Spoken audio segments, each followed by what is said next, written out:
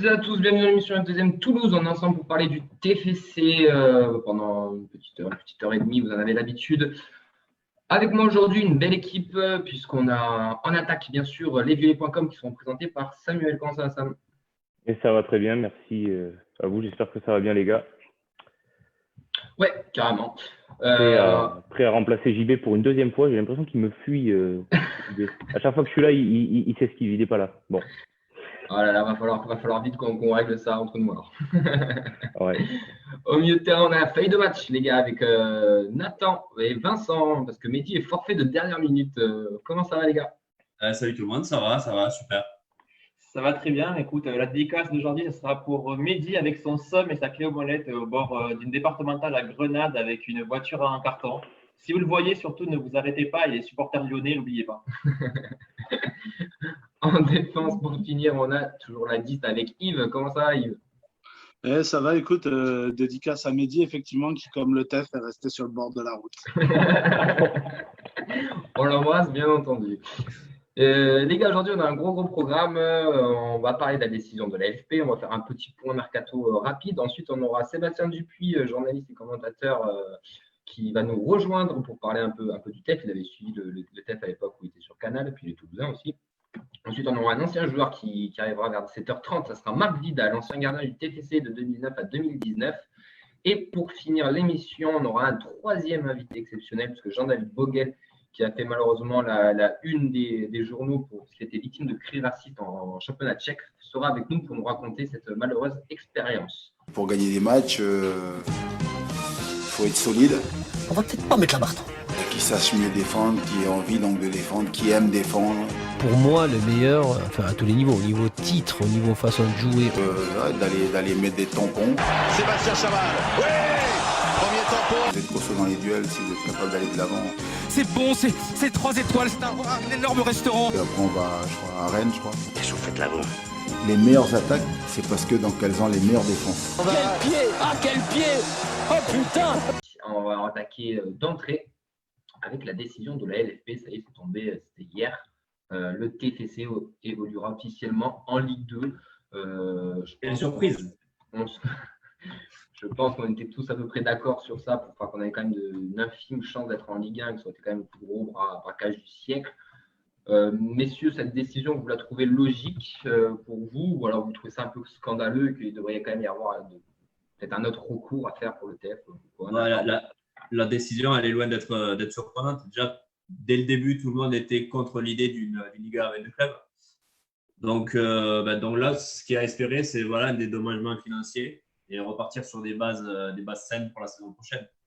Maintenant, je pense qu'il est temps de tourner la page et d'enclencher le renouveau dans ce club avec la vente et vite se mettre dans le bain concernant le recrutement pour espérer une remontée assez rapide l'année prochaine.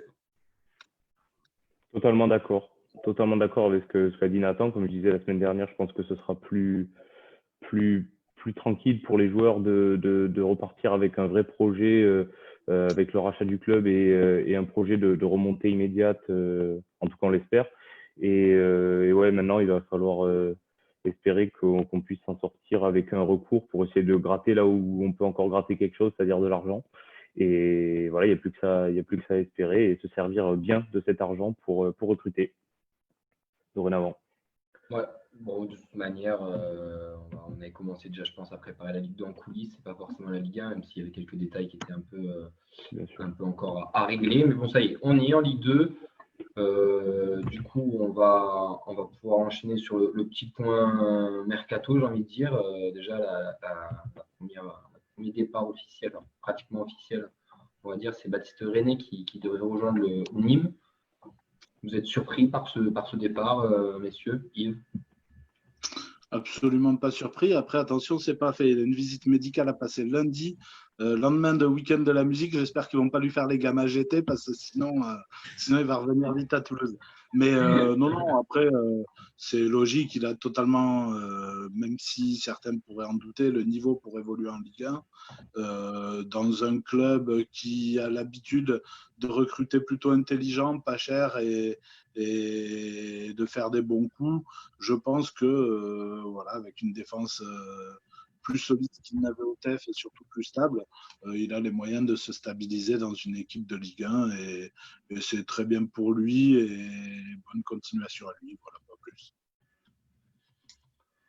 On a aussi un pitchoun qui a signé, messieurs, un nouveau pitchoun, enfin nouveau, on le connaissait déjà, il était un peu dans les petits papiers, c'est Sam Sana, qui avait failli débuter d'ailleurs un match l'année dernière. Bon, bah, on est encore sur le fait de faire confiance aux jeunes.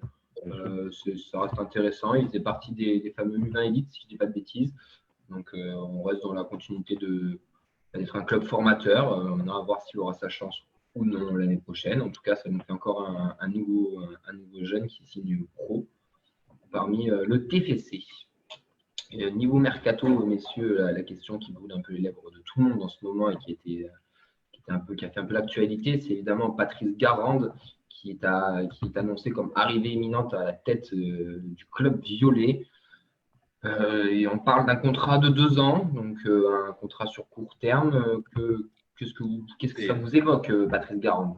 Ça semble cohérent par rapport au projet du club, je pense, d'une remontée assez rapide. Après, voilà, je n'étais pas forcément aussi enthousiaste à l'idée de le voir arriver, mais je pense, voilà, pour le fait qu'il puisse avoir des jeunes sous son aile et vite faire remonter le club en Ligue 1 d'ici 1 ou 2 ans pour changer de coach après, je pense que c'est cohérent par rapport au contrat qu'il lui proposait.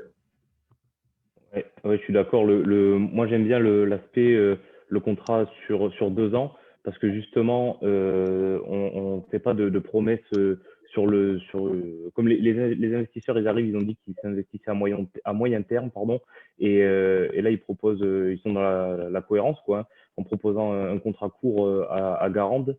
Bon, ben, s'il réussit pas, tant pis, on n'aura pas trop le choix que de continuer avec lui. Mais par contre, s'il arrive à remonter le club en Ligue 1, après, il faudra voir avec Damien Comolli et la cellule de recrutement et les instances du club, voir s'ils veulent continuer avec lui, parce que l'idée, c'est de le pérenniser sans doute en Ligue 1. Donc, peut-être que c'est un contrat d'abord court en cas d'échec et qui pourra se prolonger par la suite si la mission de la remontée en Ligue 1 est accomplie.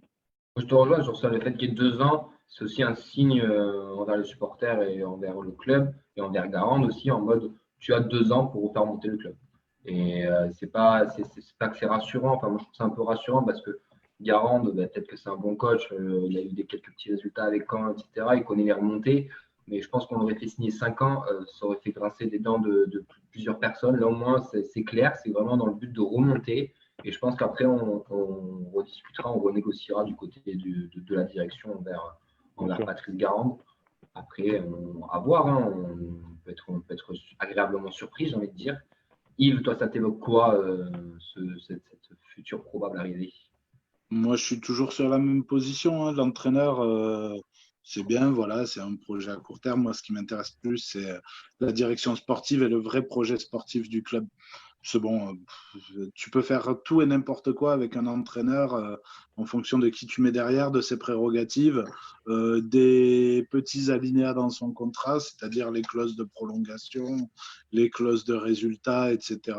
Donc voilà, 2 ans après, on sait que de toute façon, maintenant, dans la plupart des clubs, la durée de vie d'un entraîneur et les cycles d'entraîneur, c'est 3 ans. Donc voilà, ça semble en adéquation avec le football moderne et l'évolution du football. Après, à voir, voilà, Garande, quel projet, avec qui, comment, quoi, quels joueurs, quelles envies. Voilà, après, on sécurise des jeunes qui étaient prometteurs.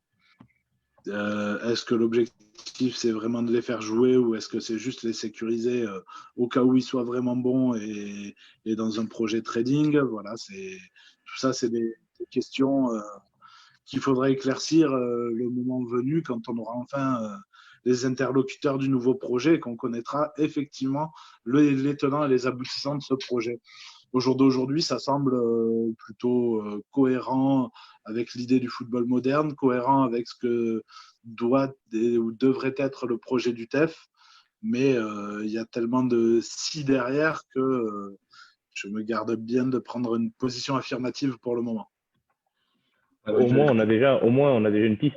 Parce que Ça fait 2 semaines qu'on parie. Est-ce que l'entraîneur va être nommé à la prochaine émission? Ça fait 2 semaines qu'on vise à côté en disant oui, on espère, on espère. Là, visiblement, dès lundi, ce sera signé. Donc, au moins, on avance, j'ai envie de dire, parce on commence à accumuler. Je m'inquiète, moi, vraiment du retard qu'on est en train d'accumuler entre le transfert et tout ça. Il était temps que le coach arrive, peu importe qui c'est. Là, il faut qu'il y ait quelqu'un et vite, quoi. Après, moi, je rejoins Yves totalement aussi sur le directeur sportif. C'est là où on va vraiment voir la directive du club aussi, quels projets ils vont nous proposer. Enfin, je sais que nous, depuis qu'on propose l'émission, c'est ce qu'on critique aussi, c'est qu'il y a peu de projets. On avait aimé l'émergence de l'idée du projet élite, des U20, ça a donné ce que ça a donné, hein, mais il y avait au moins le mérite d'avoir quelque chose de concret, de clair. Pour le moment, on reste encore dans le flou, donc on va attendre encore patiemment, parce que de toute façon, la patience, c'est le maître mot en ce moment au Toulouse Football Club. Et puis, on verra ce qu'ils vont nous proposer. Vous avez remarqué qu'on n'a quand même pas eu de communiqué express comme on avait eu pour le maintien. Là, c'est vrai que la science est mère de vertu. Là, effectivement, ils l'ont appliqué à la lettre. Hein. Ouais. On ne parle pas des mères ici. Vincent, tu as des réactions? Oui, sur la possible, probable future nomination de Garande, c'est l'impression que sur les réseaux, en tout cas, en commentaire, les personnes sont plutôt satisfaites. On a Bruno qui trouve que c'est un bon meneur d'hommes. On a Johan qui trouve que c'est aussi un bon choix pour reconstruire. On a Thierry qui s'étonne que Soukas soit toujours là, hélas. Mais sinon, on a par exemple José qui est aussi pleinement satisfait. D'autres aussi qui trouvent que Casa nous manque. Si je ne dis pas de bêtises, c'était celui qui avait été plébiscité dans le sondage sur Twitter. Ouais. Ça fait le match, on a fait un petit sondage. Après, il y a beaucoup la majorité était sur content et à voir. Et sinon, après, ouais, il y a des Bailou Casa a eu le plus de voix. Voilà, messieurs, pour Garande. On avait Sébastien Dupuis qui était en attente dans la salle d'attente. Et là, il vient de partir. Donc, on va essayer de le récupérer rapidement sur le lien. Juste avant, là, pour finir, il y a une petite info qui était tombée, là, comme quoi c'était Gourvenec, la priorité du TEF. Vous aurez préféré, vous, avoir Jocelyn Gourvenec plutôt que Garande? Rapidement, messieurs. Personnellement, Gourvenec, ça a une volonté de jeu. Après, ça a eu quelques résultats à Guingamp. Ça s'est planté lamentablement à Bordeaux. Donc, il n'y a pas plus de garantie, en fait. Il y a juste le côté fond de jeu qui a l'air un peu plus séduisant chez Gourvenec que Garande. Mais comme on ne les a pas vus avec les mêmes effectifs, quand tu n'as pas les mêmes effectifs et pas les mêmes objectifs, c'est difficile de jouer, de juger des intentions d'un entraîneur puisque tu es toujours tributaire des joueurs que tu as avec toi, en fait. Bien sûr, Casanova a essayé de faire du jeu et on n'est jamais vraiment arrivé parce que les joueurs n'avaient pas vraiment le profil pour proposer le jeu que demandait Casanova. Donc c'était des cons, c'était des gros cons. 10 mannequins toulousains sur la pelouse, quoi. J'ai eu au téléphone, il m'a dit fonce au TFC, c'est vraiment c'est une famille. Il y a des joueurs comme Chantôme, comme Jonathan Zibina, ils peuvent t'encadrer. Et puis surtout avec encore plus d'ambition. Tu mens, il ment. Alors on le répète tous les ans, et il y a des saisons où pérenniser, ça passe d'abord par bien défendre. Bonjour Sébastien, comment ça va? Salut, ça va et toi? Ça va, merci. Grand merci à toi d'avoir accepté l'invitation. Avec plaisir. Dans l'émission. Je vais te laisser entre les mains de Samuel qui a plein de petites questions pour toi. Ça marche. Bonjour Sébastien, la forme? Ouais, salut, ça va et toi? Ça va bien. Alors, avant de commencer cette interview, je vais resituer un peu, bon, tout le monde te connaît, je pense, sur le live, mais là, actuellement, tu es directeur d'une entreprise d'événementiel, tu es co-organisateur, si je ne dis pas de bêtises, d'un grand tournoi de foot féminin, et tu es commentateur sur le groupe Canal+ depuis bientôt 15 ans. Tu es, si je puis dire, la voix du TEF sur Canal. Alors, raconte-nous un peu ton parcours et quelle est ta formation et comment t'es arrivé chez Canal. Il me semble qu'il y a une petite anecdote avec Michel Denisot qui m'est arrivée jusqu'aux oreilles. Fais-la partager aux auditeurs de la feuille de match. Oui, c'est un peu une success story dans le sens où ça c'est l'histoire d'un gamin de 14 ans qui était fou amoureux de Canal, qui était fou amoureux du foot, qui a rapidement compris qu'il n'avait pas les pieds pour jouer au foot. en tout cas au très haut niveau, et qui s'est posé la question de savoir comment il pouvait embrasser ce milieu-là sans y jouer. Donc du coup, fan de Canal, mon père était un des premiers abonnés de l'histoire de Canal. Moi, j'ai toujours été bercé par Thierry Gilardi, par Charles Bietri, par Pierre Sled, tous ces grands noms de l'époque. Et puis très rapidement, je me suis dit, j'ai envie de faire comme eux, quoi. J'ai envie de faire comme Thierry Gilardi, parce que mon idole, c'est Thierry Gilardi, mon modèle. Et je me suis dit, voilà, moi, dans la vie, je veux faire Thierry Gilardi. Donc, j'ai essayé de faire mon petit chemin, mon petit bonhomme de chemin. Et puis j'ai fait une école de journalisme à Nice. De cette école de journalisme-là, c'était les 2 années où Monaco tournait à bloc. Et où notamment, entraîné par Didier Deschamps, ils avaient fait finale de Ligue des Champions. Et donc moi, j'allais au match tous les week-ends, parce que je m'étais débrouillé avec les services de presse de l'AS Monaco. Donc je squattais un petit peu là-bas. Et sur le dernier match de championnat, c'était à Monaco 3, je me rappelle, j'arrive à me faufiler un peu dans les vestiaires ou à côté, là, dans les coursives, et je vois la personne qui était là-bas envoyée pour jour de foot, parce qu'à l'époque, c'était vraiment le grand jour de foot. Jour de foot où tu étais à l'antenne, le match il était presque pas fini. Et là, la personne qui était envoyée à Monaco pour ce match-là, il s'appelle Carl Olive. Et à l'époque, Carl Olive, c'était le directeur, un journaliste bien sûr, mais aussi le directeur de la rédaction des sports. Et au culot, une fois qu'il avait fini son résumé, je vais le voir, je dis voilà, je bosse, je suis étudiant à Nice. Moi, c'est simple, de toute façon, je serai journaliste et commentateur à Canal, ou je ne serai pas journaliste du tout, je ferai autre chose. Donc ça l'a fait sourire, il s'est marré. J'ai dit voilà, moi je veux rentrer en stage chez vous. Et donc ça l'a fait marrer. Et je pense qu'il m'a pris en affection. Et on est resté en contact ma 2e année d'école. Et il m'a validé mon stage. Il a tenu parole, il m'a fait venir en stage. Et de ce stage-là, en fait, au départ c'était pour 1 mois. Et puis ça a duré 16 ans.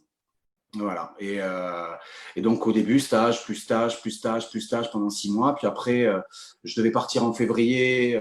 Et puis, le dernier jour de mon stage, je dis à tout le monde, de toute façon, c'était un vendredi, je dis de toute façon, lundi, je serai là. Même si je ne suis plus en stage, je serai là.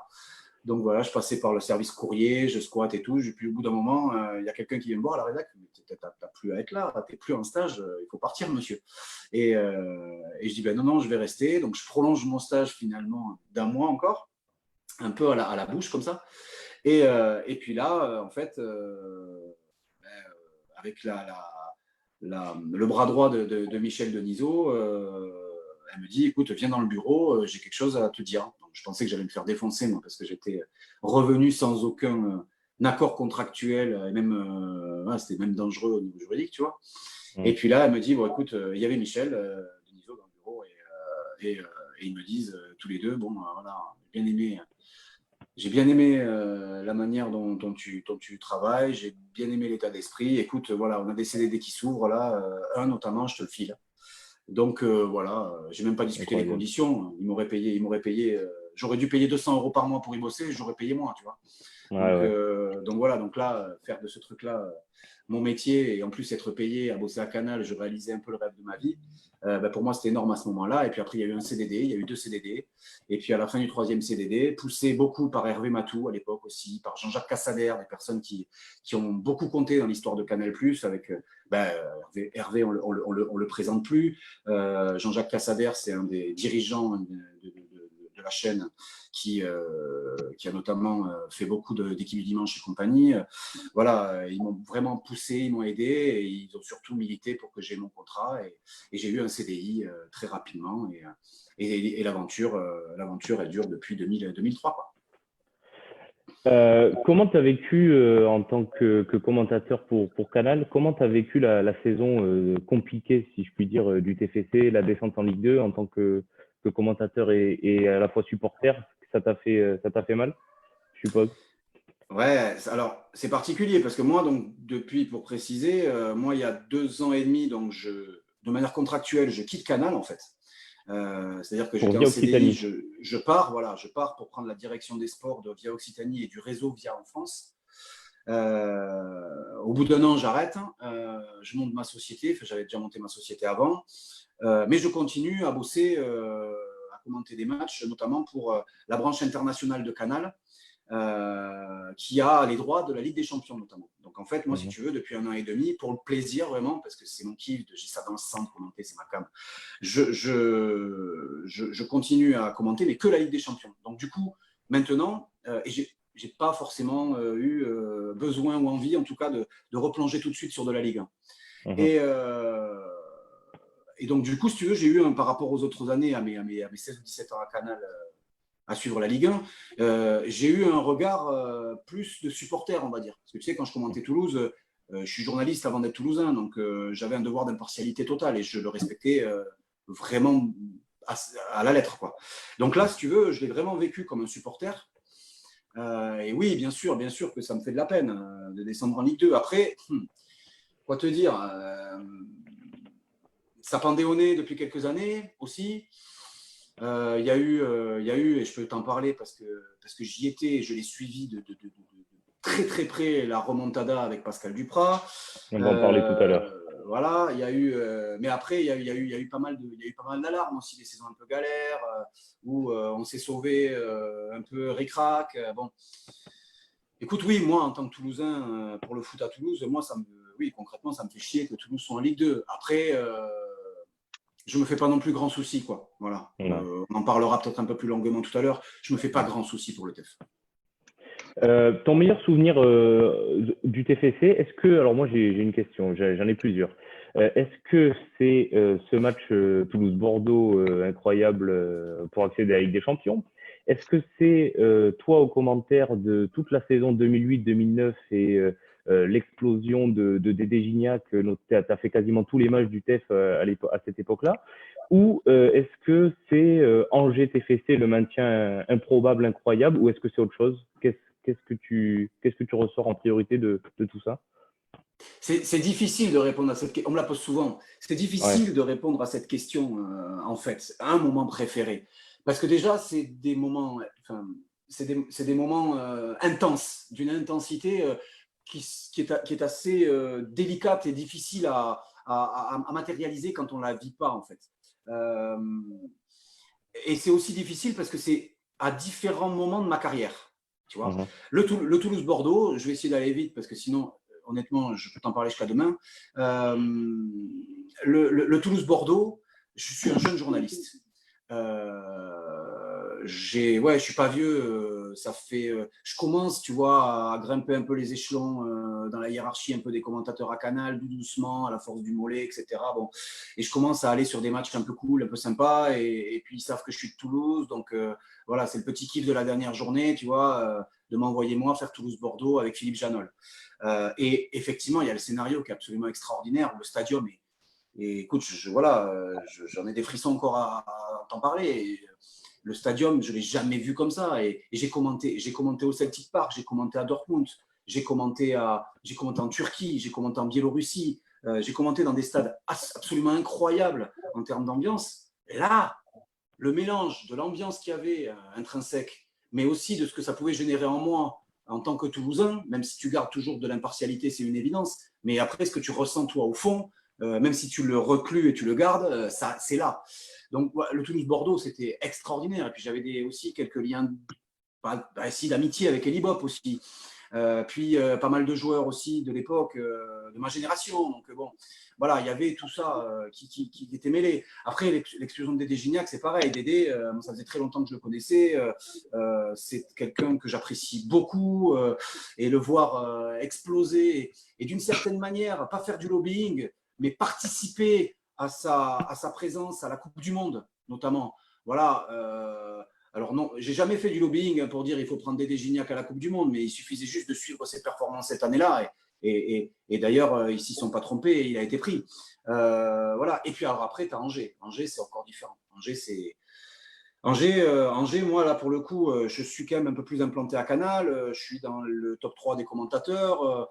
Donc, du coup, sur la fin, je sens le coup arriver. Pascal Duprat, que je connais depuis un moment aussi. J'avais vécu des choses avec lui avant, le maintien d'Évian, la descente d'Évian.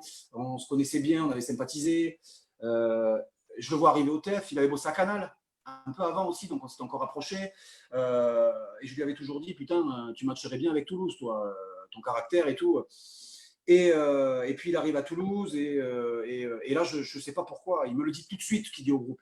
Il me dit, mais Seb, je vais me maintenir, crois-moi, tu verras, je vais me maintenir. Et je le crois, je me laisse embarquer là-dedans parce que j'ai envie d'y croire et parce que pourquoi pas.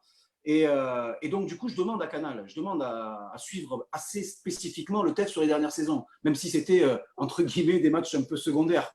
Ce n'était pas des PSG Nice ou des… Voilà. Mais je me dis, putain, je sens un truc, je dis, il faut que je suive ce TEF, quoi. Et je les suis quasiment. Je fais quasiment tous les matchs, en fait. Tous les 10 derniers matchs, c'est moi qui les fais presque. Jusqu'à Angers, où Angers, c'est le seul match où j'ai perdu sur la deuxième mi-temps, où je me suis dit, rien à branler, quoi. Voilà. Où je me suis dit, écoute, Toulousain, pas Toulousain, s'ils le font, pour le foot en général, que tu sois d'Amiens, que tu sois de Paris, pour le foot, c'est un moment énorme. Donc, écoute, lâche-toi, lâche les chevaux, et voilà. Et j'ai fondu mes boulons. En fait, j'ai commenté vraiment sans aucune retenue. J'y suis allé avec, en plus, mon cœur de Toulousain qui en a rajouté un petit peu de watts dans le son, quoi. Donc, c'est celui-là le meilleur moment de ta carrière? Je sais pas. Je peux pas te dire. Les deux, Bordeaux et Angers, ouais, c'est deux grands moments. Angers, c'est extraordinaire. Angers, c'est-à-dire que c'était du jamais vu. Et j'étais aussi dans ma carrière de commentateur dans une certaine maîtrise, entre guillemets. Ça faisait longtemps que je commençais à maîtriser mon truc. Pas de stress. Moi, je n'ai jamais eu du stress, mais voilà, je maîtrisais mon environnement, tu vois. Et là, en fait, j'ai tout lâché. Et je me suis donné le droit de tout lâcher. Donc, c'est peut-être pour ça, effectivement, que, ouais, c'est peut-être celui-là, mon meilleur moment, ouais. D'accord. On va revenir sur l'actualité un peu plus récente du club. Ouais. Ça t'a pas échappé, le TFC est en pourparlers plus que sérieux avec Redbird Capital Partners pour être racheté. Oui. Qu'est-ce que tu en penses, toi? Est-ce que tu vois ça de quel œil? Est-ce que c'était… enfin, on est tous à peu près d'accord pour dire que ça semblait inéluctable. Ton avis là-dessus? Moi, mon avis là-dessus, si tu veux, c'est qu'effectivement, tu as raison de le dire et ça ne met en cause personne. Mais je pense qu'à un moment donné, quand tu arrives, c'est comme dans un couple, quand tu arrives à un moment de fracture, voulu, pas voulu, mérité, pas mérité, il faut savoir dire stop. Et là, je pense que le principal problème qu'il y a eu, au-delà des résultats sportifs, c'est le désamour, de ces deux franges qui se sont opposées entre le club et les supporters. Voilà. Après, moi, je vais te dire quelque chose. Je ne suis pas du genre à taper sur le doigt de qui que ce soit et je ne le ferai jamais. Moi, je suis au club je suis le club, tu vois, lapsus révélateur. Je suis le club depuis très longtemps maintenant, on va dire en tant que journaliste, je le suis depuis 17-18 ans. Donc, et même avant, moi, je faisais partie des abonnés pour les remontadas des pitchouns, quoi. Donc, voilà, j'étais à Ernest Vallon quand il y a eu AZF et compagnie. Donc, je sais ce qu'Olivier Sadran a fait pour ce club. Voilà, je le sais. S'il n'avait pas été là, eh ben, je pense que malheureusement, tous les grands moments qu'on vient de citer, on ne les aurait peut-être pas vécus. Il ne faut pas l'oublier, même si les choses n'ont pas toutes été faites comme il fallait, et la preuve aujourd'hui. Donc, moi, et je pense que c'est ce qu'il faut avoir à un moment donné. Il faut avoir un bout de reconnaissance du ventre. Ça, j'en suis intimement persuadé, parce que je pense que c'est quelque chose qui régit un petit peu la vie en règle générale. Mais il ne faut pas non plus que ça mette des œillères, il ne faut pas non plus être prisonnier de cette reconnaissance du ventre-là. Et effectivement, à un moment donné, quand il y a une fin de quelque chose, il faut savoir l'assumer, il faut savoir en être conscient et il faut savoir dire stop. Voilà. Et je pense que c'est ce qu'Olivier Sadran a fait à un moment donné. Je pense qu'il a été fatigué aussi un petit peu.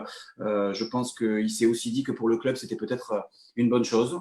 Il y a eu les planètes qui se sont alignées à ce moment-là. Je pense qu'Olivier Sadran a eu beaucoup de propositions depuis quelque temps, mais qu'il a voulu choisir celle qui lui paraissait la mieux armée pour défendre ce qu'il a toujours défendu au club, c'est-à-dire le club. Donc voilà, ça peut paraître…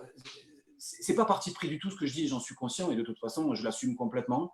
Moi, je dirais jamais que c'est la faute d'Olivier Sadran ou de son équipe s'ils en sont là, jamais, parce que c'est pas vrai. ou pas que vrai en tout cas. Je dirais jamais que le fait que Redbird Capital arrive, ça soit la garantie que ça aille mieux, parce qu'on n'en sait rien. En revanche, ce que je sais, c'est que c'est bien que ça arrive maintenant, que les personnes qui visiblement vont rentrer dans ce projet Redbird sont des personnes ultra compétentes dans le foot.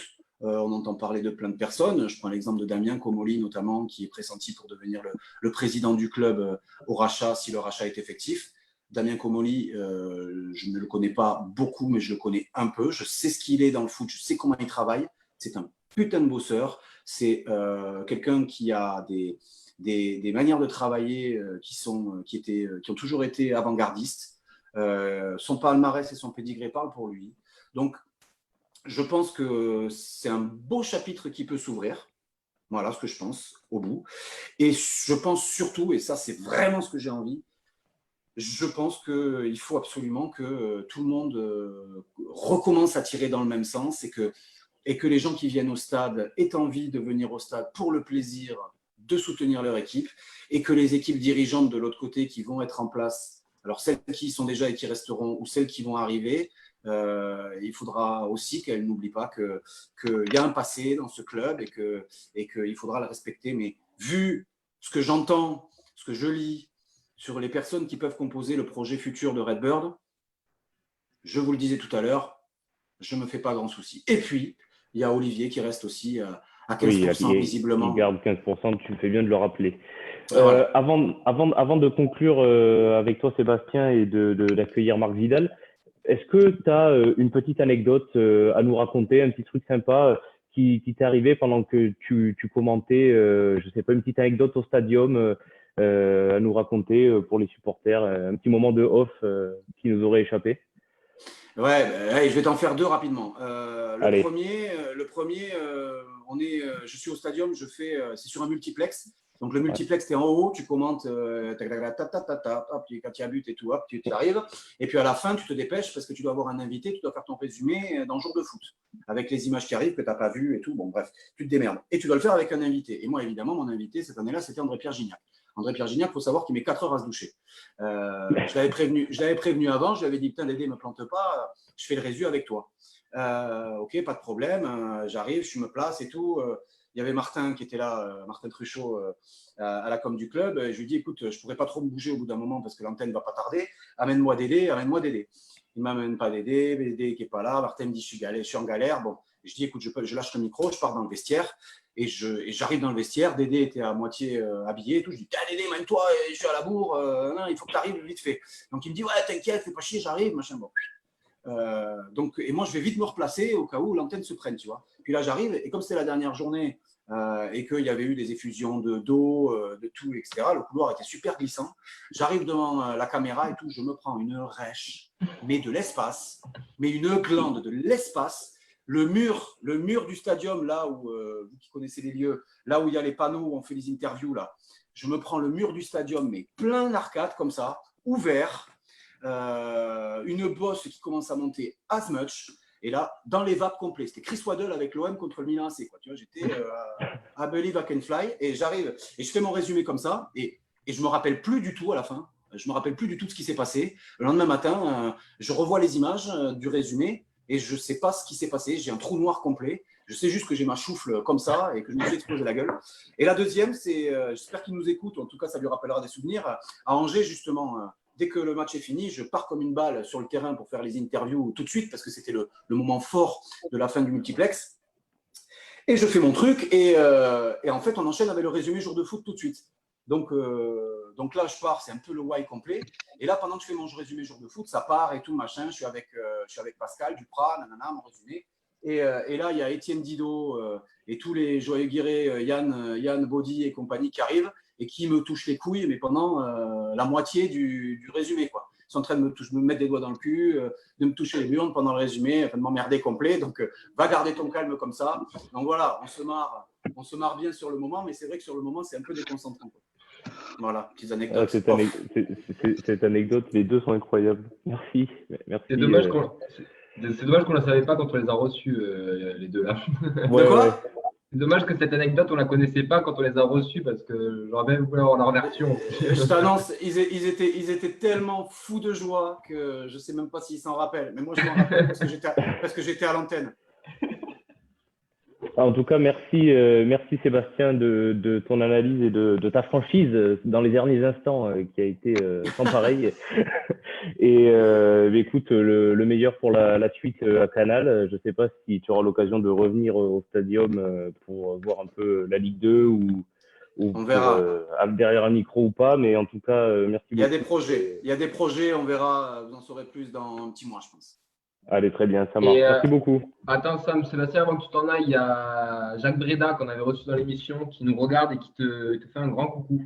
Un bisou à mon Jacques que je retrouve justement tous les étés maintenant au tournoi de foot, la WFC, là, qu'on organise tous les ans avec MySport Agency, Camille Nod, Audrey Coriel et compagnie. Voilà, c'est un super tournoi dans la banlieue de Toulouse, à Colomiers.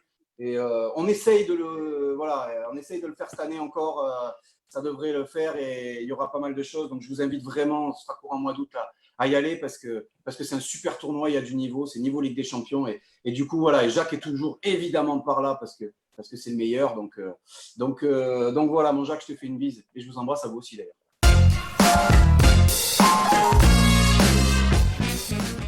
Salut, Marc, on est avec Sébastien Dupuis qui reste quelques instants pour te saluer. Salut mon Marc. Comment tu vas? Ça va? Écoute, ça va, on se maintient. Il faut. Ouais. Je me rappelle de plusieurs discussions qu'on a eues sur le parking du stadium souvent. Donc j'espère que tout roule pour toi. Ouais, c'est vrai. Écoute, ça va. Ça pourrait peut-être aller mieux en trouvant un club, mais écoute, pour l'instant, on se maintient, tout va bien. Ouais. La santé, donc il y a des choses plus graves, on va dire.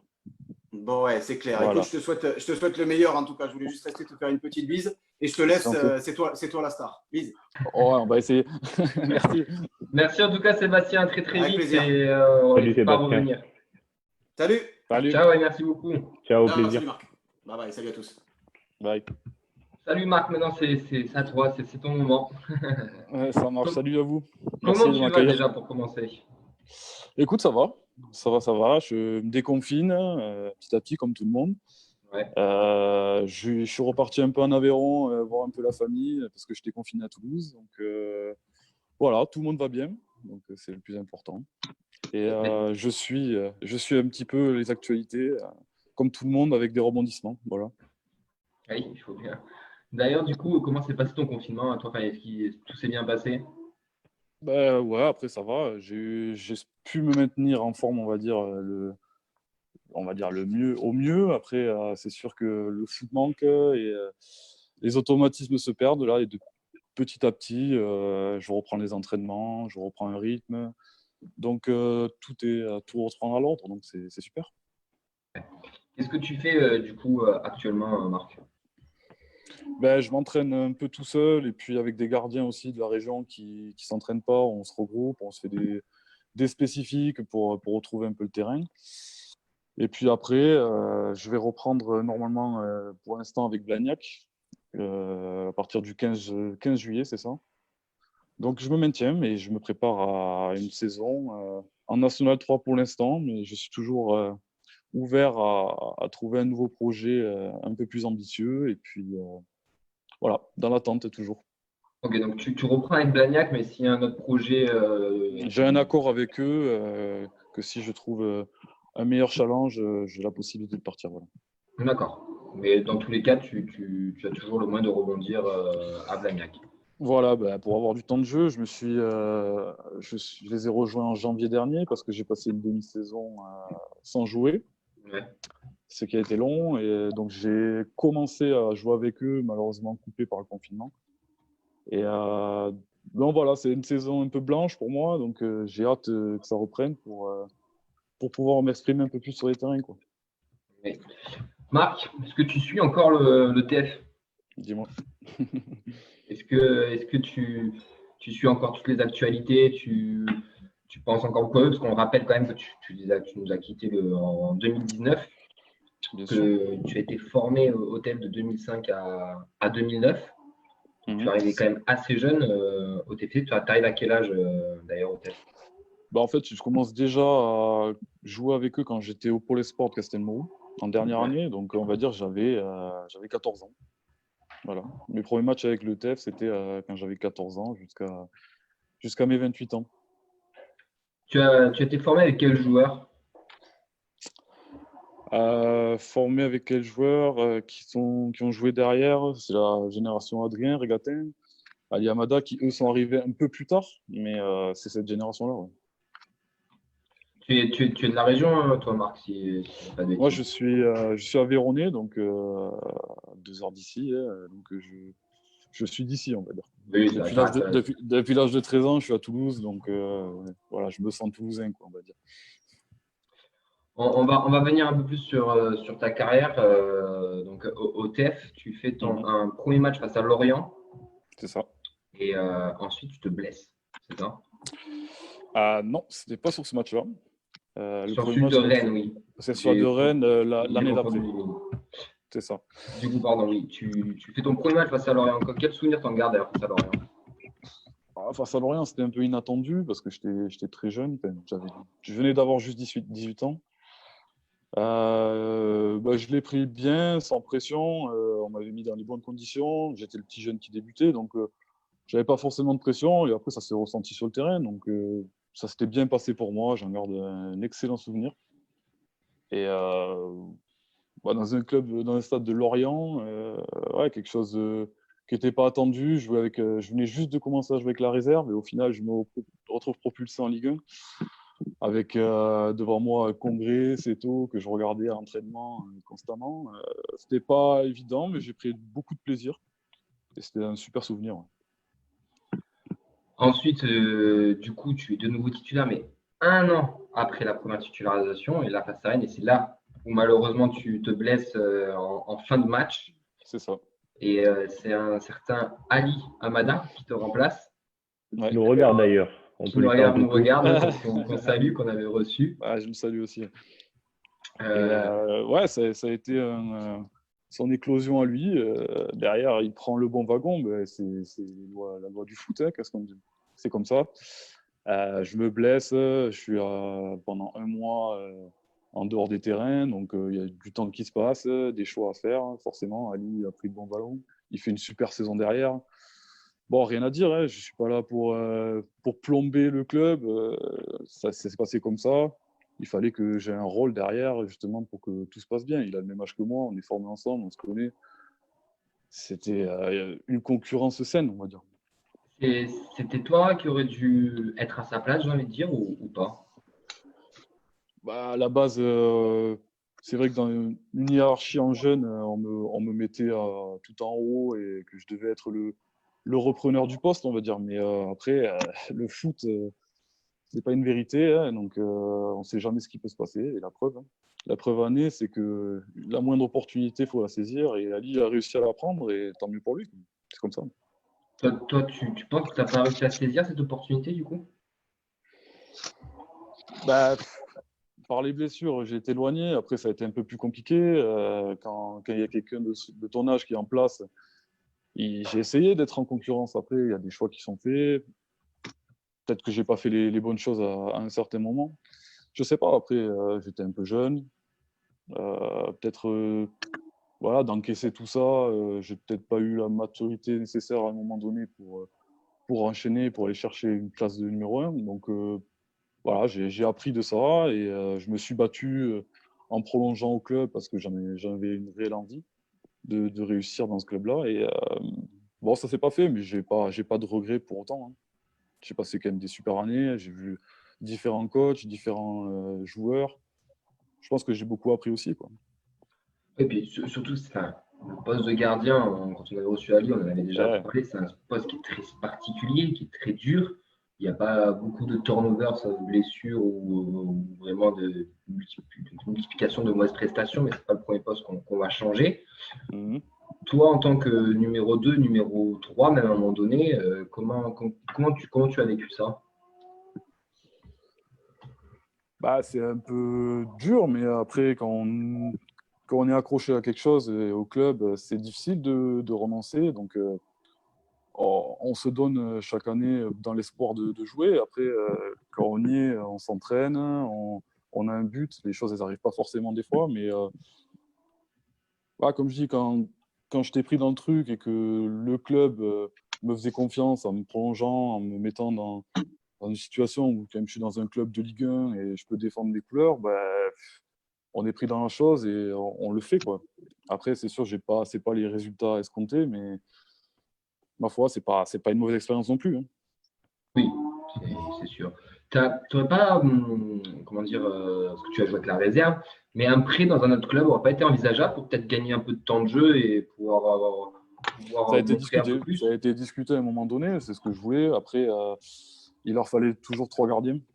Malheureusement, il leur fallait une hiérarchie avec 3 gardiens. Et c'est vrai que mon profil allait bien pour eux aussi. Donc, ils n'ont pas voulu me prêter à un moment donné. Et après, j'ai pris cette place de numéro 3. Je pense que j'avais aussi un rôle sur la fin de cadrer les jeunes avec la réserve, montrer un exemple. Et puis, avoir encore un lien avec des joueurs de club comme ça qui manquaient un petit peu dans l'effectif peut-être à la fin, quoi. Voilà. Tu as eu des pistes de prêt concrètes, on va dire? Non, pas vraiment concrètes. Je sais que l'agent avec qui je travaillais à l'époque m'en avait parlé, donc j'avais fait remonter ça au club. Le club a mis son veto, donc partant de là, c'était un peu plus compliqué, quoi. Il y a Nathan qui a une question pour toi, Marc. Ouais, salut Marc. Du coup, moi j'avais une question. Est-ce que tu as eu des regrets de ne pas avoir eu davantage ta chance à l'époque où les gardiens, du coup, ils se succédaient à Toulouse sans confirmer, du coup? Est-ce que tu t'es pas dit que tu aurais pu saisir cette chance pour… Bien sûr. Je comprends, mais moi, je me suis toujours dit, c'est pour ça que je suis resté, hein, c'est pour ça que j'avais envie et essayer de montrer. Après, des changements de coach, des choix, d'autres gardiens qui éclosent à des bons moments. Je pense à Alban, je pense à Ali. Il y a des aléas qui rentrent en jeu. Bon, mais ça ne s'est pas fait. Forcément, hein, je vais être honnête, il y a une part de déception de ne pas avoir réussi, mais pas non plus d'amertume non plus. Hein. Donc, voilà, c'est des expériences. J'ai appris de plein de monde et j'espère encore aujourd'hui rebondir un petit peu, trouver un projet qui me plaît pour, c'est sûr, avoir plus de temps de jeu. Ouais. Et c'est quoi le projet qui pourrait te plaire, Marc? Si on est un peu utopique, là. On va dire un club de national, j'aimerais bien, tu vois, pour avoir du temps de jeu national ou à la limite même un club de N2 qui vise à monter parce que jouer une montée, c'est toujours intéressant. Et je suis pas non plus… je sais que le marché est difficile, donc il faut être raisonnable et d'avoir une chance de jouer déjà, ça serait top, quoi. Et salut Marc, que par exemple Ali qui est parti en Norvège, est-ce que toi tu pourrais être tenté si on te le proposait par une expérience à l'étranger ou tu veux rester focus en France? On va dire que ça a un peu mûri dans ma tête parce qu'à l'époque j'étais plutôt fermé à ça. Et aujourd'hui, avec un peu de recul, c'est quelque chose qui me plairait bien aussi parce que je trouve que ça se développe partout le football et que c'est important. Enfin, ça prend de l'importance et ça joue de mieux en mieux dans certains pays. Pourquoi pas, sans s'exiler à se dire pour gagner plus d'argent, c'est plus dans le côté humain de rencontrer d'autres personnes, d'autres cultures. Bon, si le foot peut me permettre aussi de faire ça, pourquoi pas, quoi. Pourquoi pas. Marc, j'ai perdu ma question, pardon. Tu pars en 2019 du TEF. C'était quoi les raisons de ton départ? J'arrivais en fin de contrat. Il y a eu une discussion avec le coach Casa, savoir qu'est-ce qu'on allait faire. Donc le club, du moins le coach, voulait que je reste au club, mais dans un autre poste, on va dire. C'est-à-dire entraîner les gardiens, on va dire. C'est ce que j'aimerais faire plus tard. Et donc, on me l'a proposé. Un petit peu, voilà, et me former dans le temps, etc. Sauf que j'avais besoin quand même de voir autre chose, quoi, de me mettre un petit peu en danger, voir autre chose, essayer de jouer, voilà, de me lancer des derniers objectifs avant de me lancer dans une reconversion, quoi. Donc, ça ne s'est pas fait. Après, si ça se fait plus tard, pourquoi pas, hein. Je suis toujours attaché au club. Comme tu dis, je suis encore le club. Je suis triste pour la situation qui est actuelle, mais Mais voilà, si jamais je peux aider le club d'une certaine façon plus tard, ça sera avec grand plaisir, bien sûr. D'ailleurs, toi qui as vécu quand même dans le groupe pendant un petit moment, beaucoup d'experts ou même nous, même d'anciens joueurs qu'on a reçus comme toi ici, nous disent que c'était un peu inévitable parce que ça commençait à flirter un peu trop. Est-ce que tu es d'accord avec ça À force de constater que oui, bien sûr. Ça faisait quelques années que ça nous pendait au nez. On se sauve à chaque fois de justesse. Bon, il y a eu cet exploit à Angers qui était magnifique, mais au final, on n'a pas su rebondir derrière ça. Et malheureusement, ça devait arriver. Et je pense qu'avec du recul, pourquoi ça serait une mauvaise chose, mais c'est pas forcément une mauvaise chose quand même. Je pense que ça va mettre un bon coup de boost au club et changer certaines choses, certaines mentalités, peut-être qui vont reprendre le dessus. Ça va aller mieux, quoi. Essayer de monter rapidement, ça serait bien. Tu crois au projet Redbird quand même? Ouais, franchement, ouais. Je pense qu'il faut du renouveau, il faut changer quand même assez violemment, malheureusement. Je pense, même si je sais que le président veut rester un petit peu au club et je trouve que c'est une bonne chose. Mais il va falloir changer des choses, c'est sûr. Il faut pas se leurrer, quoi. Ça fait trop de temps que ça patine, donc quand il faut changer, c'est pas grave, hein. C'est la vie. Tu parles de changer les mentalités. Tu parles des mentalités des joueurs, notamment. Est-ce qu'il y avait, clairement. Est-ce qu'il y avait des problèmes il y avait une ambiance qui était devenue malsaine, selon toi? C'est pas la mentalité. Enfin, c'est l'environnement, c'est un tout.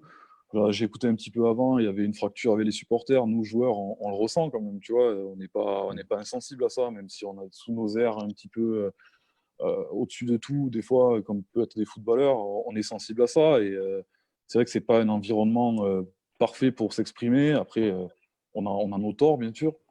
On est dans un certain confort dans ce club, il faut le dire. Et que des fois, peut-être un peu de pression venant, j'en sais rien, d'en haut, et puis même des supporters, ça ferait du bien. Il y a peut-être certains joueurs qui sont un peu trop reposés là-dedans, dans ce confort-là. Le confort, il était lié à quoi, selon toi? On mettait pas assez la pression. Est-ce que ça a un rapport avec les dirigeants? Est-ce que ça a un rapport avec, tu penses, le coach? Est-ce que les supporters ont leur part aussi, selon toi? Ouais, c'est un peu tout. Mais c'est vrai que on ressentait pas forcément une pression, on va dire, de au-dessus, quoi. Tu vois, les périodes où ça allait mal, peut-être si on avait une pression supplémentaire, je sais rien, le président qui serait venu un peu plus ou quoi, et qui aurait mis une pression supplémentaire sur certains joueurs, il y aurait des joueurs qui auraient peut-être qui seraient recadrés, j'en sais rien. Après, je dis ça, c'est facile de dire ça comme ça, on ne sait pas qu'est-ce qui serait passé. Mais j'espère que la nouvelle direction va changer des choses. Il faut s'adapter avec le foot d'aujourd'hui. Hein. Tout change, même les jeunes qui arrivent, ça change. Il faut s'adapter et j'espère qu'ils le feront mieux, quoi. Vincent, des petites réactions de nos internautes qui nous suivent, 2-3 questions. Et on a Jean-David Boguel qui est en train d'arriver. Tu restes avec nous, Marc, pour l'accueillir? Bien sûr. Super. Bien sûr. Vincent te pose une question des internautes et en même temps, on va accueillir Jean-David. Ouais, c'est une question que j'ai relevée sur Facebook. C'est Mathieu qui te demande quel est le gardien avec lequel tu as préféré t'entraîner dans ton passage au club? On va dire que avec Ali, on a toujours été ensemble, on s'est suivis, on se connaît. C'était toujours, on s'est toujours bien éclaté, on se tirait un peu vers le haut, donc c'était cool. Après, j'ai appris de plein de gardiens, vraiment, quand on voit comme Yoann Pelé, il pouvait être à des moments dans les entraînements, je dis, il y avait un potentiel énorme, quoi. Enfin, c'était un régal de le voir quand il se lâchait, quand il était au max. C'est un des gardiens qui m'a le plus impressionné, on va dire, tu vois, à l'entraînement. S'il disait qu'il n'allait pas prendre de but, il n'en prenait pas. Des gardiens comme ça, c'est impressionnant. Après, j'ai eu la chance de voir un peu Carasso. Et en tant que jeune qui venait de temps en temps s'entraîner avec eux, là aussi, une grosse saison qu'il avait sortie, c'était assez impressionnant. Et après, c'était sympa aussi de voir l'éclosion de Alban, quoi, tu vois. Jeune comme ça, un peu insouciant. C'est beau, quoi, aussi, tu vois. Enfin, il y a j'ai rencontré plein de mecs avec des parcours différents et c'est enrichissant, quoi, en tout cas. Marc, je t'arrête, c'est pas monsieur. C'est JB. Il y a un timing, j'imagine. Le revenant. C'est la surprise, JB.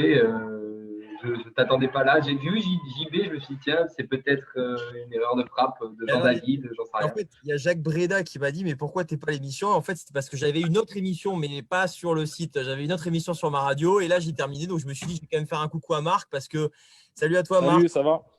Parce que Marc, c'était le premier, enfin, le premier joueur à avoir été interviewé sur le site. Ça s'appelait même pas lesviolets.com, ça s'appelait alleztfc.com à l'époque. C'est vrai. Je te parle de ça, ça doit faire 10 ans à peu près. Bien. Il devait démarrer dans le monde professionnel et ça fait plaisir un peu de prendre des nouvelles de Marc. Et voilà, donc j'ai vu que tu étais effectivement, il y a beaucoup de questions sur qu'est-ce que tu deviens, donc Blagnac et ton avenir. Si j'avais une question à te poser, ça fait quelques années que les gardiens au TEF ont un peu de mal. On a Baptiste René, par exemple, qui est arrivé. On s'attendait à avoir de bonnes choses avec lui. Et finalement, c'était décevant. Et là, on voit qu'il part pour Nîmes pour 500 000 €. L'information est tombée. C'est quand même pas grand-chose. Comment t'expliques qu'il y a un souci de gardien? Est-ce que c'est un problème de recrutement? Est-ce que c'est un problème de centre d'entraînement? Est-ce que c'est un problème d'état d'esprit? Ou est-ce que tu penses que c'est juste la malchance et finalement, il se passe quelque chose chez les gardiens du TEF d'inexplicable? Déjà, j'ai envie de dire, dernièrement, avec les saisons compliquées, forcément, nous les gardiens, on est mis à l'honneur. Ouais. Et bon, des fois, si ça tourne mal sur plusieurs matchs, c'est vite une spirale négative, tu vois. Si l'équipe, en plus, ça ne marche pas, forcément, le mental est empathique, quoi. Et on sait très bien que le poste de gardien, c'est très cérébral. C'est-à-dire que si tout va bien, tu peux faire des matchs sans t'arrêter, il ne te passera rien. Mais dès que ça va mal, des fois, tout s'enchaîne mal et c'est des spirales qui sont compliquées à casser. Voilà, je trouve que ces derniers temps, le poste de gardien à Toulouse n'est pas évident à assumer, quoi. C'est pas évident à assumer. Moi, je trouve que justement, je parlais d'Alban tout à l'heure, avec son insouciance, et arrivé un petit peu à l'assumer, même s'il faisait on va dire certaines performances des fois qui n'étaient pas abouties, mais par sa jeunesse, on l'excusait ça aussi, c'était normal. C'est vrai que ça fait un moment qu'il n'y a pas un gardien qui s'est installé confortablement à ce poste-là. Et c'est aussi à l'image de l'équipe. Ce que je disais tout à l'heure, il y a un peu une espèce de confort. Et c'est pareil, un poste de gardien, il faut travailler tous les jours. Si tu te relâches un petit peu, c'est comme partout, tu fautes, forcément. Tu connais Maxime Dupé qui est appelé a priori à succéder à Baptiste René? J'ai vu ça. Non, je ne le connais pas. Ok. Yves, tu as une question? Vas-y. Ouais, j'ai une question pour toi, Marc. Justement, dans ta carrière au TEF, tu as beaucoup été entraîné par Alain Casanova, un ancien gardien. Est-ce que pour un gardien, d'avoir un entraîneur principal qui était gardien, c'est un avantage ou un inconvénient?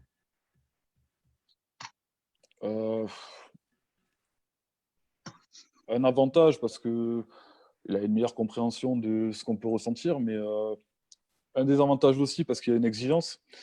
Il sait ce que c'est, donc peut-être qu'avec certains entraîneurs, des choses peuvent passer. Avec Casanova qui connaissait le poste, il savait te reprendre de voler directement parce qu'il savait ce qu'il fallait faire exactement.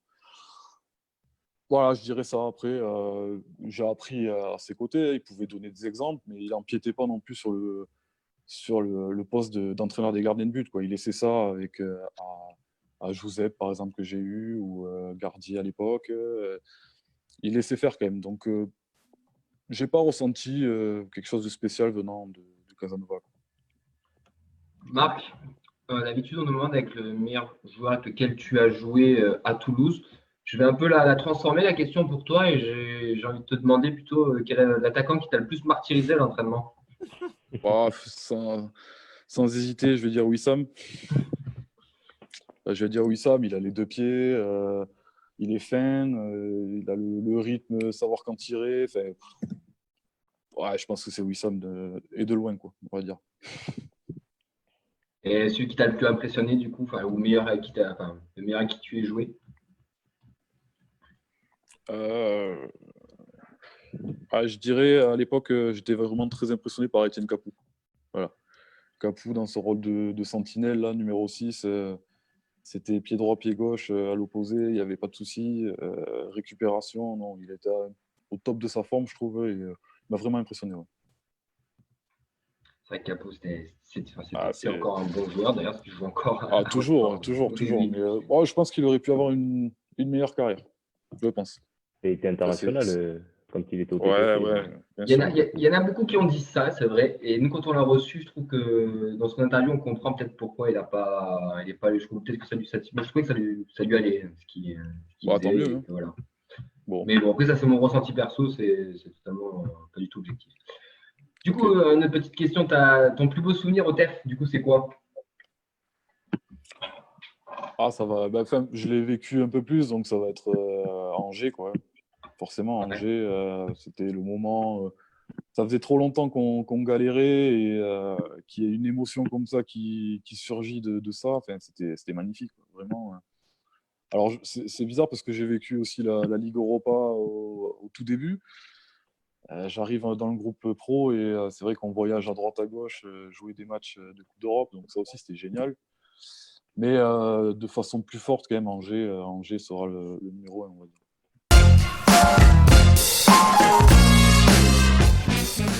Salut Jean-David. Bonjour.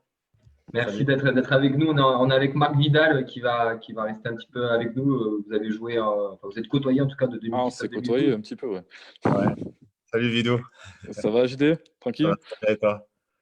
Écoute, ça va. Hein. Ça va. Ouais, ça va, hein. On se maintient. Hein. Et toi? Ouais, écoute, ça va, ça se passe. Enfin, ça se passe. Ça va, ça pourrait être mieux, mais ça va. J'ai compris que ça pouvait aller mieux. Ouais, voilà. Bon, ça marche.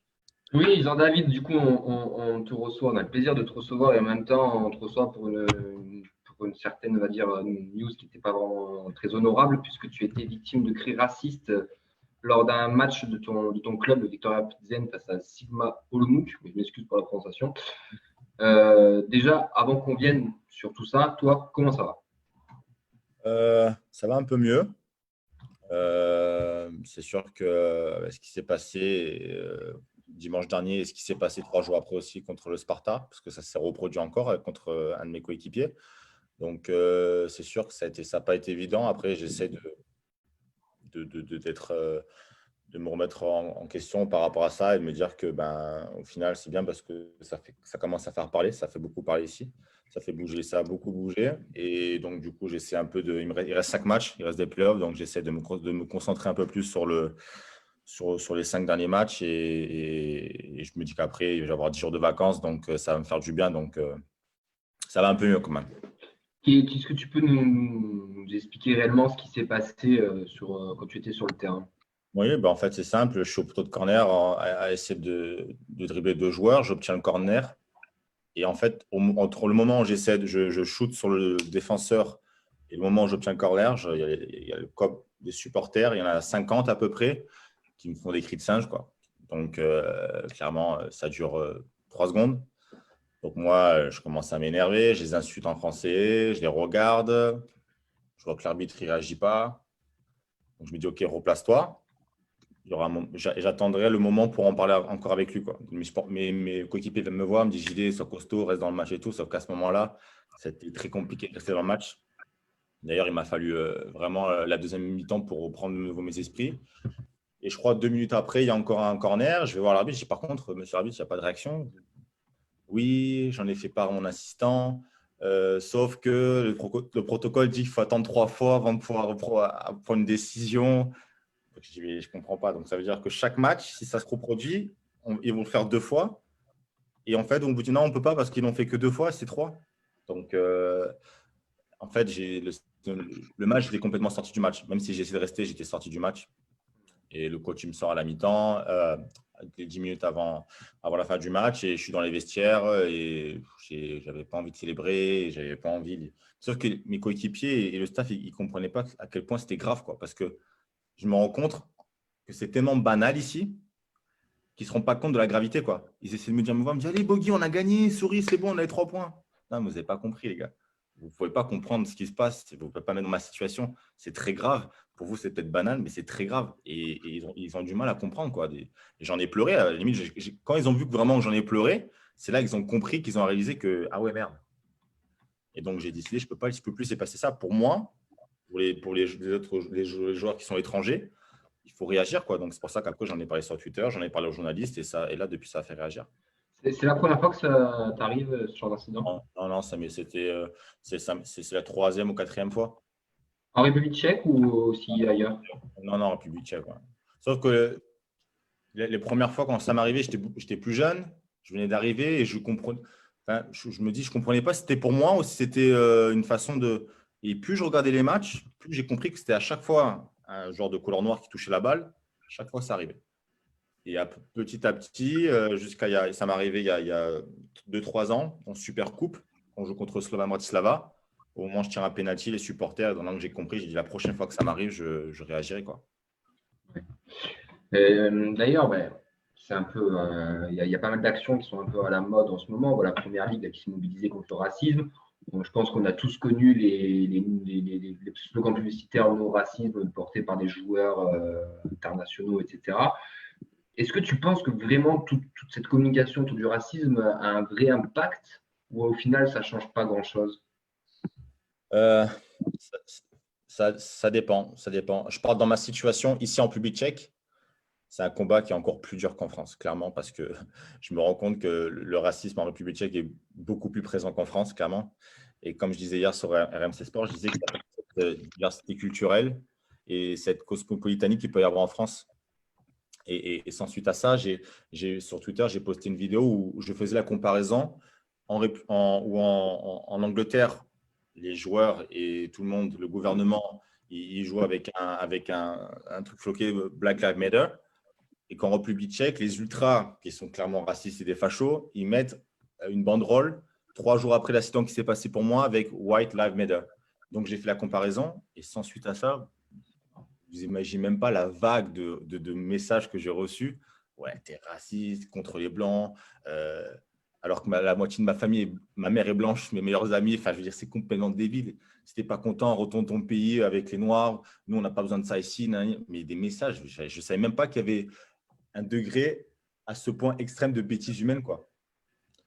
Et je me dis que ça va être ici, c'est pas la peine. Le gouvernement n'en parle même pas. La fédération, on supporte Jean David, ils ont donné une amende de 4 500 € au club. Je les paye, moi, les 4 500. Enfin, je veux dire, c'est pas ça. Il faut vraiment taper. Et là, qu'est-ce que tu penses qu'il faudrait faire du coup? Là, en fait, j'ai mon président clairement qui m'a parlé hier, qui connaît du monde, un peu au gouvernement et à la fédération. Et ils ont dit que vraiment, clairement, là, il reste les 5 derniers matchs. Les arbitres, ils ont réuni les arbitres, ils ont discuté avec eux que si ça se reproduit, il y aura un arrêt temporaire et on verra ce que l'arbitre prendra comme décision. Et que pour l'année prochaine, ils veulent vraiment faire une grosse campagne contre le racisme, qu'ils veulent vraiment suivre le mouvement parce que s'ils ne réagissent pas, ils vont avoir une mauvaise image pour l'Europe et ce n'est pas bon, quoi, pour le futur. Est-ce que cette bêtise et ce racisme, tu le ressens uniquement au stade ou dans ta vie de tous les jours aussi, c'est pesant et c'est oppressant? Dans ma vie de tous les jours, honnêtement, je ne vais pas non plus. Ça m'est arrivé 1 ou 2 fois d'avoir un problème. Mais après, honnêtement, quand je vais à Prague, il y a beaucoup de touristes, énormément de touristes. Donc, il n'y a pas de problème. C'est un peu plus quand on s'écarte un peu plus de Prague, des petites villes. C'est là où on voit un peu plus que les gens, des fois, au début, j'arrive à… Bon, après, ça m'arrive à Prague. Mais ma première année, je prenais le bus pour aller à l'entraînement. Et des fois, j'étais le seul blague dans le bus. Le seul bêtise, les gens, ils me regardent… J'ai l'impression qu'ils n'ont jamais vu ça, alors qu'on était en 2013, quoi. Mais sinon, à part ça, j'ai pas eu… ça s'est surtout passé dans les stades, quoi. Clairement. D'accord. Salut Jean-David. Du coup, selon toi, qu'est-ce qu'il faut faire pour endiguer du coup ce fléau du racisme dans le sport et le foot en particulier? Est-ce qu'il faut stopper les matchs ou refuser de jouer comme on a pu le voir avec Moussa Marega à Porto, par exemple? Quelle est ta position vis-à-vis de ça? Je suis d'accord, je pars du principe qu'il faut taper là où ça fait mal. Et malheureusement, là où ça fait mal, c'est quand on tape dans le porte-monnaie des clubs. C'est Samuel Eto'o qui avait lancé ça. Je me rappelle, il y a longtemps qu'il en avait parlé. Et je pense qu'il faut réagir. Il faut clairement, en Angleterre, un truc comme ça sort à vie, fini, on n'en parle plus. Sauf qu'ici, en République tchèque, le problème, c'est que c'est banal. Même mes coéquipiers, ça arrivait encore, on a joué à 3 jours contre le Sparta. Mes coéquipiers, pour eux, genre, ils n'ont même pas le réflexe d'intervenir. Je sais que j'ai leur support, mais sur le moment dans le match, ils ne vont pas voir l'arbitre, ils ne réagissent pas parce qu'ils ont tellement l'habitude pour eux. Et il faut changer ça, justement, il faut changer cette mentalité. Les joueurs de Sparta, il y a 3 Blacks qui jouent au Sparta. Et je ne comprends pas. Vous avez 3 joueurs qui sont de couleur noire et quand nous, on a le ballon, vous faites des cris de singe. À croire si vraiment ils sont racistes, c'est vraiment la bêtise. Et je pense qu'il faut vraiment réagir, il faut suspendre, il faut arrêter les matchs, il faut réagir. C'est tout simplement ça. Je pense que moi, j'en ai fait part à mon président, à mon coach, que si ça m'arrive encore, moi, j'arrête le terrain. Peu importe si c'est un gros match ou si c'est important ou pas, quoi. Il y a une mobilisation des joueurs de couleur dans le championnat? Non. Non. Vraiment, après le match, parce que du coup, je parle avec 2-3 joueurs, j'en ai parlé à 2 joueurs. J'ai dit, les gars, vous êtes black, vous jouez pour le Sparta. Ça fait, toi, tu es une légende ici, ça fait plus de 7 ans que tu es ici. Je dis, mais je ne comprends pas, tu ne réagis pas. Et ce qu'ils me disent, il me dit JD, il faut que tu comprennes, c'est que le club s'en fout. Ils me disent qu'en fait, ils me disent qu'ils vont réagir, ils vont faire une petite lettre pour dire en genre, pour faire genre, ça passe. Ils vont dire, mais ça les arrange, tu vois, limite. Genre, il me dit, et surtout que le Sparta ici, c'est pas la mafia, mais c'est des gens haut placés au gouvernement. Le gouvernement, ils n'en ont pas parlé une seule fois, ils s'en foutent. Jean-David, par rapport à tout ce que tu viens de dire, ça me fait penser au communiqué de Interiste des Ultras de l'Inter qui avait été sorti après les cris de singe contre Romelu Lukaku à Cagliari, où je vais te citer 2-3 passages, il est un petit peu long, où il disait, tu dois comprendre que l'Italie n'est pas comme d'autres pays d'Europe du Nord où le racisme est un vrai problème. Nous comprenons que ça semble raciste, mais ça ne l'est pas. En Italie, nous utilisons des manières de faire juste pour aider nos équipes et essayer de rendre nos adversaires nerveux. Pas pour être raciste, mais pour les faire craquer. Qu'est-ce que tu en penses, toi, de ça?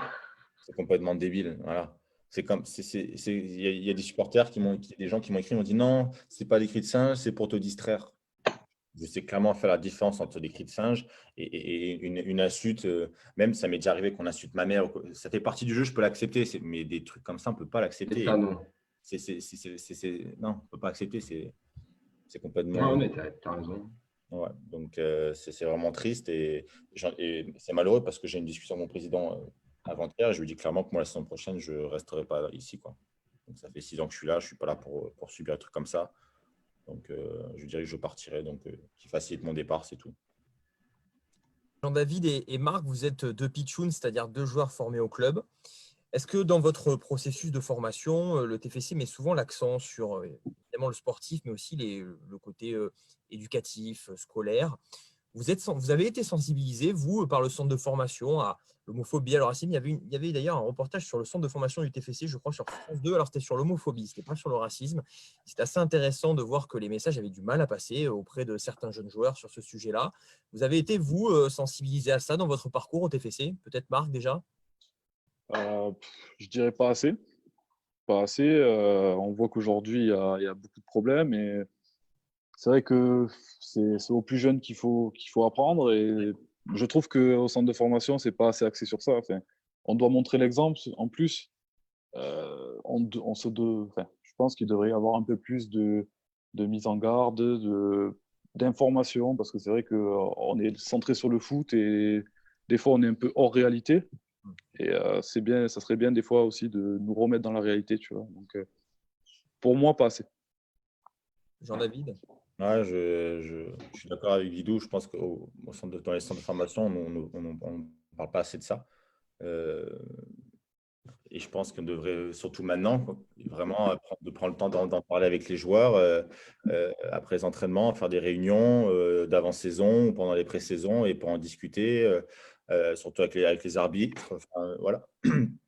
Faire des rendez-vous, faire des réunions pour en parler, quoi. Beaucoup plus, parce que nous, clairement, à l'époque, personne n'en parlait, l'homophobie, tout ça et tout, au centre de formation, pas du tout. Donc après, c'est vrai que moi, je me rappelle, il n'y avait pas de. C'est vrai que des fois, on se faisait des blagues entre nous, entre les blancs et les rebeux, mais c'était bon enfant, quoi. Il y avait jamais, c'était du second degré, c'était toujours une bonne ambiance, quoi.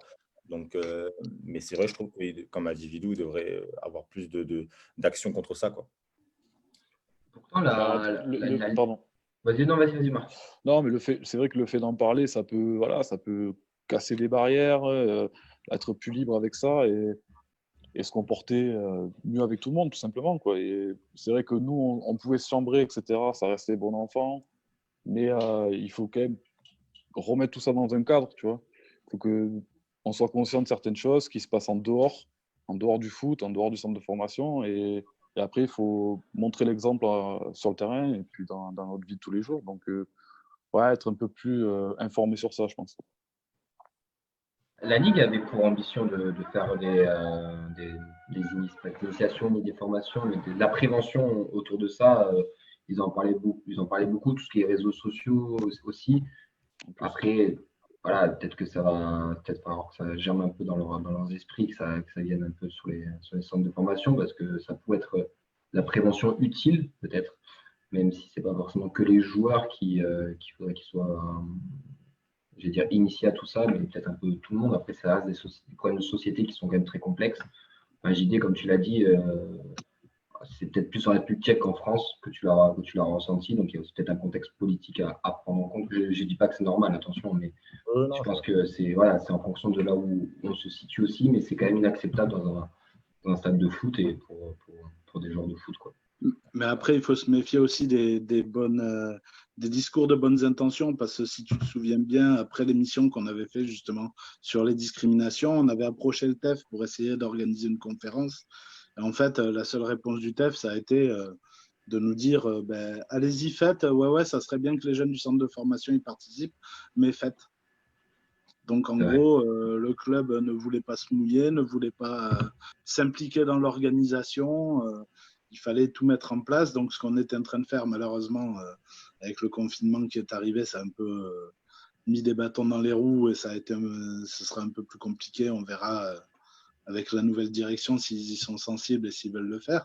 Mais c'est vrai que les gens reconnaissent qu'il y a des problèmes, mais alors pour essayer d'agir, pour les régler, c'est comme souvent, hein, pour mettre le doigt sur le problème, c'est bien. Pour essayer de le régler, après, c'est un peu plus compliqué.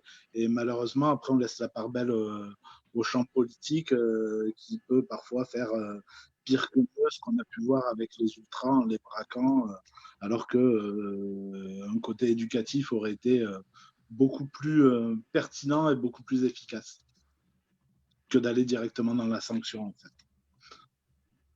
Moi, je me permets d'intervenir là-dedans et peut-être un peu basculer, JD, savoir si tu suis encore le TFC depuis la République tchèque, ce que tu avais pensé un peu de cette saison de la descente en Ligue 2. Est-ce que tu suis toujours un peu le TEF? Oui, bien sûr. Je suis pas autant que parce que je suis supporter de l'OM, donc c'est sûr que je ne suis pas autant. Aïe, aïe, aïe, aïe. Oh, le coup dur. Aïe, aïe, aïe, aïe. Et de la conversation, c'est ça. Désolé, je ne savais pas. Donc, non, c'est sûr que bien sûr, je suis quand même toujours les résultats du TFC. Et c'est peut-être malheureux à dire, mais mon opinion sur ça, je pense que ça fait trop longtemps que Toulouse flirte avec la deuxième division et ça devait arriver un jour, quoi. Donc, je pense qu'au final, c'est peut-être dur, mais c'est peut-être de repartir en Ligue 2, c'est avec changer vraiment un nouveau truc, ce serait peut-être le mieux pour Toulouse parce que ça fait chaque année, c'est horrible. Je vois le stade aujourd'hui, il n'y a plus personne. Il n'y a vraiment plus personne. Et c'est un truc de malade. Donc, déjà qu'il y a la concurrence avec le rugby dans le Sud, alors maintenant, les gens, ils n'ont pas envie de venir et ça fait trop longtemps que Toulouse flirte avec la Ligue 2, quoi. Ouais, c'est pas faux. Bon, en tout cas, messieurs, on va clôturer parce qu'on a un peu dépassé, mais bon, on a l'habitude à force. On va remercier Jean-David d'être venu s'exprimer. En tout cas, bonne continuation à toi, parce que aussi sur le plan sportif, on va pas se mentir, vous êtes second du championnat, si je dis pas de bêtises. Il y a un petit titre à aller chercher, non? Ouais, il reste, on n'est pas très loin du Slavia et il reste encore 5 matchs. On va jouer dont un très important chez eux. Donc clairement, si on veut essayer de choper le titre, il faut qu'on gagne chez eux. Donc ça va être hyper intéressant. Donc on va voir comment ça va se passer, quoi. C'est clair. En tout cas, on espère que ce sera toi le buteur décisif pour la victoire. J'espère. Merci Marc aussi d'être venu dans l'émission. On te souhaite de retrouver un vrai projet, comme tu nous l'as dit, enfin un vrai projet, un projet qui te correspond pour l'année prochaine, où tu vas pouvoir jouer et t'exprimer de ton plein gré, parce que tu as encore de belles années devant toi. Oui, je remercie de m'avoir invité déjà, c'est très sympa. Et oui, je vais essayer de faire au mieux pour trouver un projet qui me correspond et je donnerai des nouvelles, ma foi. Avec grand plaisir, avec grand plaisir. En tout cas, merci à tous les deux, les gars. Bonne continuation pour vos saisons respectives et futures saisons. Et à très bientôt. Vous revenez quand vous voulez, bien entendu. Merci. Ça marche. Ciao, Merci à vous. bonne chance, hein. Ciao, JD. À bientôt. À bientôt. Ciao. Ouais. Ciao les gars, merci beaucoup. À vous. Salut.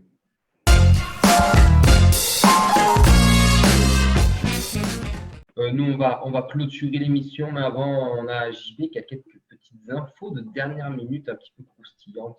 Non, mais Martin Solveig a signé au TFC. Martin Solveig a signé au TFC. Oh, putain. Adrien Thomas, futur recruteur. Non, mais on en avait parlé dans l'émission. C'est pas une révolution. Et on avait fait un article sur le site, mais j'ai eu encore de nouveaux échos ces dernières heures, ces derniers jours. Ça se confirme, hein, les départs de Jean-François Soucas et de Dominique Arribagé, ils ne seront plus au club une fois que la vente sera actée. C'est une affaire, j'ai envie de me mouiller en disant que c'est entendu, c'est acté, et si je me trompe, je ferai mon mea culpa, mais je pense que je n'aurai pas à faire mon mea culpa. Et du coup, Siriex, lui, resterait voilà, une année. alors c'est l'autre info effectivement qu'on a donné sur le site lesviolets.com. Dans la vente, il y a quelques hommes, a priori 3 ou 4 maximum, qui ont été protégés par Olivier Sadran. Il y a des hommes, notamment 2 des bureaux, et je pense notamment aux frères de Olivier Sadran, Franck Sadran, qui travaille à la communication, à l'événementiel, au marketing, et c'est celui qui avait fait la musique à la guitare électrique. Voilà, l'hymne du TFC pendant la première décennie des années 2000. Ça rappelle. Voilà, donc lui, il restera au club. Et effectivement, Panchi Siriex, qui a été protégé là aussi par Olivier Sadran pendant au moins un an, c'est-à-dire qu'il restera jusqu'à l'été 2021 au TFC. Damien Comolli va le laisser au poste de coordinateur sportif, c'est-à-dire le poste où il va accompagner les joueurs au quotidien, dans les entraînements, en déplacement, pour faire aussi le lien avec la direction. En revanche, Damien Comolli ne compte plus du tout sur lui, par exemple en matière de recrutement. Là où Olivier Sadran donnait quelques missions de recrutement et d'observation à Panchi Siriex, il n'aura plus du tout ce rôle. Je ne vais pas dire que Panchi Siriex va rentrer dans une voie de garage, mais Damien Comolli, enfin Panchi Siriex n'est plus du tout une priorité pour Damien Comolli. Donc peut-être que dans un an, il y aura un départ de Panchi Siriex, il aura un an pour faire ses preuves. Et on en avait parlé, il y a Jérôme Fougeron, ancien recruteur, qui a fait notamment venir Ben Yedder et d'autres au TFC. C'est quasiment fait aussi. Il fera partie, il sera à la tête de la cellule de recrutement du TFC dans les prochains jours avec Patrice Garande. Voilà un petit peu pour les informations. Donc là, ça recommence un petit peu à bouger au TFC avec la reprise de l'entraînement. Donc du coup, là, ils ont rendez-vous lundi, les joueurs, pour des tests médicaux. Pour la semaine d'après, pour les premiers entraînements. Et pas mal de matchs amicaux. Il y en a déjà qui sont calés contre. Il y a 7, il y a Montpellier, ils ont refusé Ajaccio. Et il y a Pau, voilà, il y en aura d'autres jusqu'à la mi-août pour démarrer après la saison de Ligue 2. Ok, bon, super. Écoute, je pense qu'on a tout dit pour cette émission, messieurs. On va remercier tous ceux qui sont passés. Donc déjà les invités, Marc Vidal, Jean-David Boguel, Sébastien Dupuis qui était avec nous, mais aussi l'équipe qui était là avec Nathan et Vincent, Samuel, Yves et du coup JB qui nous a rejoint en cours de minutes. Il a pas eu la même chance que JB, c'est Mehdi qu'on embrasse, qui est toujours au bord de la route en train de faire du stop, bien sûr, avec sa petite voiture. On rappelle qu'il est supporter lyonnais aussi, voilà. On le retrouvera bien sûr, bien entendu, la semaine prochaine. Est-ce que la semaine prochaine, c'est la dernière émission de la saison ou pas? Il y a moyen que ça soit pas loin de la dernière, ouais. Donc on essaye d'avoir un gros invité. Ouais. Est-ce qu'on aura le coach déjà la semaine prochaine? Vu comment les deux en pronostic, là, les gars, c'est pas de pronostic. Il faut arrêter les pronos, là. C'est la dernière. Arrêtez les questions, on est nuls. Moi, je vais me couvrir, je prends match nul et victoire extérieure. C'est ça, N2. Donc, non, mais on essaye samedi prochain d'avoir un gros invité. Allez. On va essayer. Ça, on est toujours partant, nous. Hein. Un gros invité, Pierre Ménès. Pardon, désolé. Mais moi, j'ai le droit de la faire. Ça, c'est pas Charlie, ça. Ça, c'est pas Charlie, ça. Non. Non, on arrête. C'est le moment de finir, les gars. L'émission est à retrouver, bien sûr, sur le Facebook lesviolets.com. Elle sera en rediff demain sur YouTube, sur la feuille de match. Il y aura les meilleurs moments, et ça fait les enfants qui sont chargés pour couper un peu tout ça. Sur Radio Occitanie, mardi de 21h à 22h. On remercie les violets et la feuille de match.